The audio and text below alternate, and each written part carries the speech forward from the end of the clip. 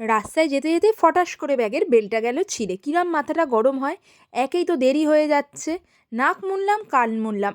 New market বা গড়িয়াহাট থেকে branded ব্যাগের ডিউব কিনবো না, তাহলে এই অবস্থাই হয়। এমন ব্যাগ দরকার যেটা ট্রেন্ডি ডিজাইন হবে অথচ বাজেট ফ্রেন্ডলি অ্যান্ড টেকসই।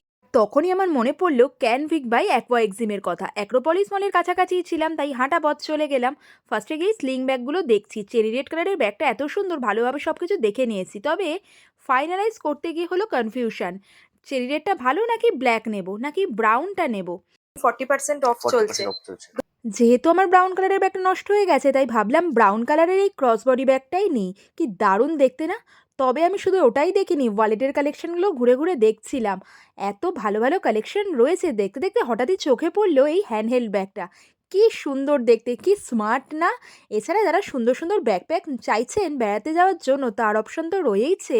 অফিসে নেওয়ার টোট ব্যাগগুলো কি সুন্দর! দেখতেই পাচ্ছেন কতটা উইথ রয়েছে, জিপের কোয়ালিটিও কতটা ভালো, ফ্লোরাল প্রিন্টেও পেয়ে যাবেন কিন্তু।